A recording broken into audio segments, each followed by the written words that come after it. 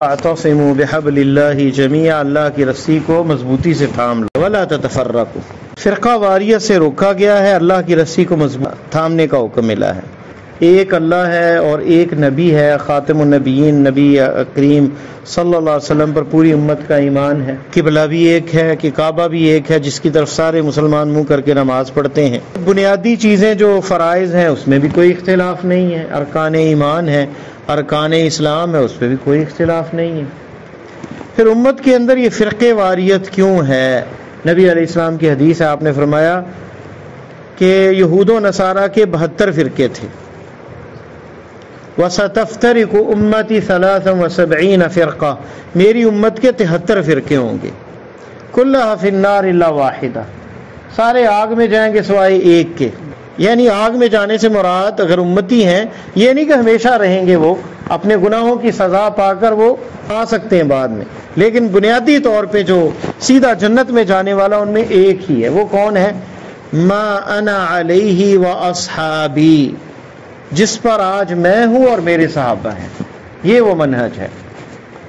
یعنی قرآن و سنت علی فہم السلف، قرآن و سنت کو ویسے سمجھنا کہ صحابہ اور تابعین نے سمجھا، جو اس کا مفہوم صحابہ نے، پھر تابعین نے، اس کے بعد ائمہ مجتہدین نے، وہ مفہوم یہ ذہن میں رہے کہ بنیاد یہ ہے قرآن و سنت اور ما انا علیہ و اصحاب، یہ میزان ہے، یہ ترازو ہے اللہ کے نبی صلی اللہ علیہ وسلم نے جو ہمیں دیا۔ فرمایا لن تضلوا ما تمسکتم بہما کتاب اللہ و سنتی، اے لوگو کبھی گمراہ نہیں ہوگے اگر اللہ کی کتاب اور میری سنت کو تھام لو گے۔ صحیح سنت، صحیح حدیث جو ہے وہی دین ہے۔ اور ائمہ نے تمام نے یہ کہا، امام مالک، امام شافعی، امام احمد ابن حنبل، امام ابو حنیفہ رحمۃ اللہ، تمام نے کہا اذا صح الحدیث فهو مذہبی، اے لوگوں صحیح حدیث مل جائے تو وہی میرا دین اور مذہب ہے۔ آج ہم ایک بات کرتے ہیں، کل اس سے رجوع کر لیتے ہیں جب ہمیں حدیث صحیح ملتی ہے۔ تو کسی نے نہیں یہ کہا کہ بس جو میں جس پہ ہوں بس وہی حرف اخیر ہے، یہ صرف اللہ کے رسول صلی اللہ علیہ وسلم کو مقام حاصل ہے۔ اس لیے امام مالک کہا کرتے تھے مدینہ طیبہ کے اندر مسجد نبوی میں درس کے دوران، کہتے تھے کہ کل یرد الا صاحب هذا القبر، کل یرد علیہ، ہر ایک پہ رد کیا جا سکتا ہے، الا صاحب هذا القبر، آپ کے روضہ اطہر کی طرف اشارہ کرتے کہ نبی کریم صلی اللہ علیہ وسلم کی بات کو کوئی رد نہیں کر سکتا۔ تو یہ جب بنیاد ہوگی تو اختلاف ختم ہو جائے گا۔ تمام مسلمان جو لا الہ الا اللہ پڑھنے والے ہیں، نبی علیہ السلام نے ایک قاعدہ بتا دیا، من استقبل قبلتنا واکل ذبیحتنا فهو مسلم، جس نے ہمارا قبلے کی طرف منہ کر کے نماز پڑھی اور ہمارا ذبیحہ کھایا، وہ مسلمان ہے۔ اس کو آپ کافر نہیں کہہ سکتے جب تک حجت قائم نہ کر دیں۔ مسلمانوں میں تفریق نہیں ہے، تمام کا اسنان المشت، فرمایا کنگے کے دندانوں کی طرح مسلمان برابر ہیں۔ مسلمان برابر ہیں، کیوں ان میں تفرقہ بازی کرتے ہیں؟ کیوں ان میں فرقے ڈالتے ہیں؟ الگ الگ شناخت کیوں رکھی گئی ہے؟ مسلمان ایک ہیں، قبلہ ایک ہے اور قرآن و سنت ایک ہے، تو پھر کیوں الگ؟ جس میں غلطی اس کی اصلاح کی جائے، اسے بتایا جائے بھائی دلیل کے ساتھ، میزان کے ساتھ۔ قرآن و سنت میزان۔ حدیث ہے، علی رضی اللہ تعالیٰ عنہ راوی ہیں، آپ صلی اللہ علیہ وسلم نے انہیں یہ خیبر کے موقع پہ فرمایا، یہ کہا کہ دین کی دعوت دینا، ساتھ یہ بھی آپ کو نصیحت کی لَإِن يَهْدِيَ اللَّهُ بِكَ رَجُلًا وَاحِدًا، اے علی ایک بندہ ہدایت پا گیا تمہاری وجہ سے، خیر لک من حمر النعم، سرخ اونٹوں سے زیادہ یہ تمہارے لیے اچھا ہے۔ جیسے آپ دنیا کی تیز ترین اور مہنگی ترین گاڑی ابھی تصور کر لیں، اس سے بھی افضل ہے کہ ایک بندہ اگر ہدایت پا جائے۔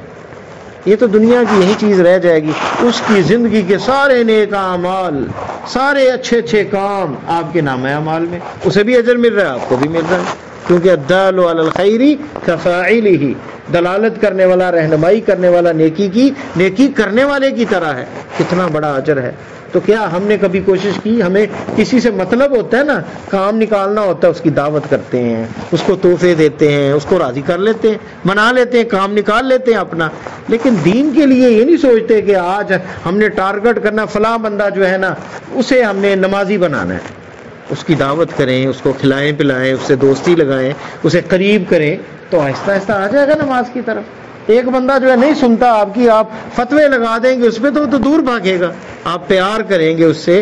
آپ صلی اللہ علیہ وسلم نے کیسے دعوت کا آغاز کیا؟ تمام خاندان والوں کی گھر میں دعوت کی اور پھر انہیں اعلان کیا اپنی نبوت کا کہ میں اللہ کی طرف سے مبعوث ہوں اور تمہاری طرف بھیجا گیا ہوں.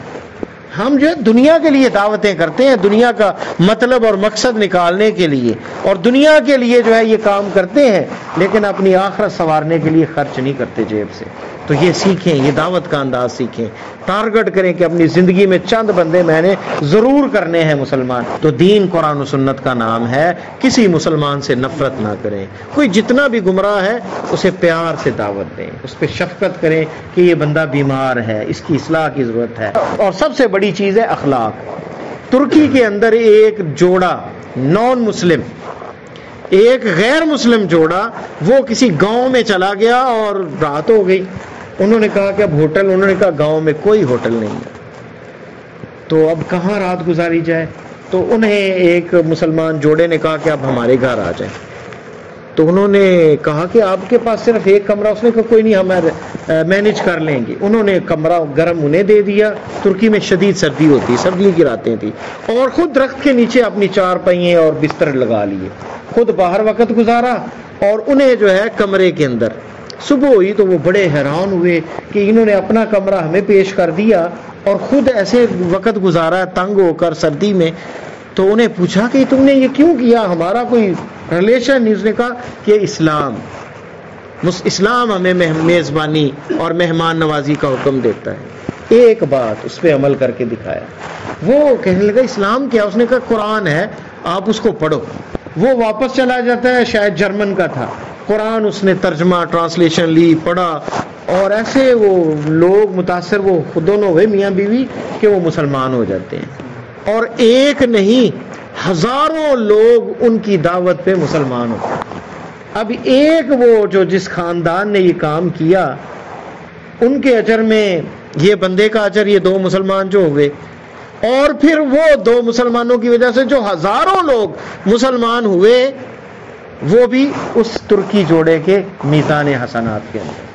کتنا بڑا یہ کام ہے دعوت. زیادہ جو اس وقت امت ہے، امام ابو حنیفہ ہے، امام مالک ہیں، مالک ابن انس، امام شافعی ہیں، محمد ابن ادریس اور امام احمد ابن حنبل. یہ چار ائمہ ہیں جن کا مسلک زیادہ مشہور ہوا پوری دنیا میں. اس کے فالوور زیادہ ہیں، ان کے نام کیونکہ انہوں نے اصول لکھے، احادیث اکٹھی کی، اور پھر ان کے کام کو آگے بڑھایا گیا. تو یہ مسالک چار مشہور ہوئے ہیں. لیکن یہ ذہن میں رکھیں، یہ الگ الگ نہیں ہیں. ان کی بنیاد ایک ہے. وہ کیا ہے؟ قرآن و سنت، اجماع اور قیاس. اجماع اور قیاس جو ہے وہ بھی قرآن و سنت پہ ہوتا ہے. تو بنیاد قرآن و سنت ہے. تو یہ تمام اہل سنت والجماع کہلاتے ہیں. کیا کہلاتے ہیں؟ اہل سنت والجماع. امام احمد ابن حنبل اور امام شافعی کو ماننے والے اہل حدیث بھی کہلاتے ہیں. امام احمد ابن حنبل کیونکہ سب سے بڑی حدیث کی کتاب لکھی، اور اس کے بعد محدثین کا دور ہوا، ابن تیمیہ گزرے، ابن قیم آئے، تو اہل حدیث بھی نام آنے لگ گیا. اہل حدیث، اہل سنت ایک ہی نام ہے، کوئی فرق نہیں ہے. حدیث حدیث پہ عمل کرنے والے، سنت سنت پہ. حدیث کا پتہ چلے گا تو سنت کا پتہ چلے گا. تو یہ ایک ہی ہے. رہا اختلاف کہ جی کچھ لوگ آمین کہتے ہیں، کچھ لوگ رفع یدین کرتے ہیں، یہ مسائل میں اجتہادی مسائل ہیں، ان میں اختلاف ہو سکتا ہے. صحابہ میں بھی تھا، صحابہ میں بھی بہت سے مسائل میں اختلاف تھا، لیکن نفرت اور دوری نہیں تھی، آپس میں نفرت نہیں تھی، دشمنی نہیں تھی، ایک دوسرے پہ کفر اور بدعت کے فتوے نہیں تھے. تو ابھی بھی اس ماحول کی ضرورت ہے ہمیں. آپ کس کو مرضی فالو کر لیں، لیکن قرآن و سنت یہ نہ بھولیں، اور کسی مسلمان سے دشمنی نہ رکھیں. رہے وہ لوگ جو نام تو لیتے ہیں امام صاحب کا، امام ابو حنیفہ رحمۃ اللہ علیہ کا، لیکن قبروں کا طواف بھی کرتے ہیں، قبروں کے سامنے جھکتے بھی ہیں، سجدہ بھی کرتے ہیں. حالانکہ امام صاحب نے تو یہ نہیں کہا، تو یہ تو ان کی مخالفت بھی کرتے ہیں. نام بھی وہی ہے، اہل سنت رکھا ہوا ہے، اور ساتھ یہ کام بھی کرتے ہیں. تو یہ بندے اصل میں اپنے آپ کو یہ تو نہیں کہتے کہ ہم کافر ہیں، کہتے ہیں ہم مسلمان ہیں، لیکن وہ اس کو دین سمجھے بیٹھے ہیں، غلطی کھا گئے ہیں.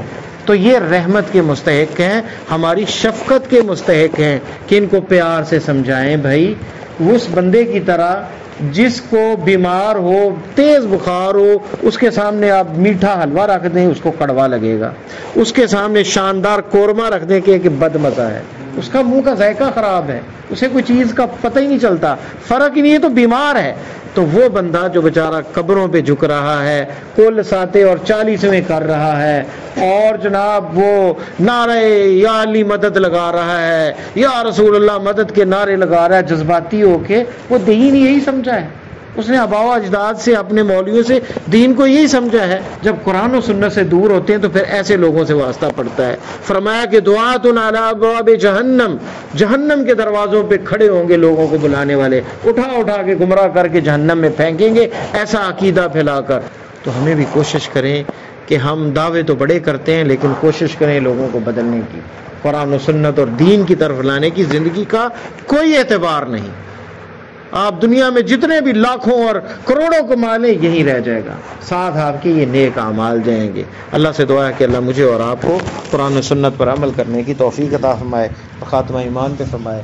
سبحانک اللہم و بحمدک، اشہد ان لا الہ الا انت، استغفرک و اتوب الیک۔ مدینہ منورہ سے نبی کریم صلی اللہ علیہ وسلم کی تعلیمات کو عام کرنے کے لیے واٹس ایپ گروپ مسائل دین خاتم الانبیاء صلی اللہ علیہ وسلم، جو اب تک ماشاءاللہ 28 تک پہنچ چکے ہیں، ان میں سے 4 نمبر گروپ میں محترم الشیخ محمد جمیل العدوی دینی سوالات جوابات دیتے ہیں۔ ویڈیو کی صورت میں ترتیب دے کر یوٹیوب چینل برکات الحرمین پر اپلوڈ کیا گیا ہے تاکہ زیادہ سے زیادہ لوگ مستفید ہو سکیں۔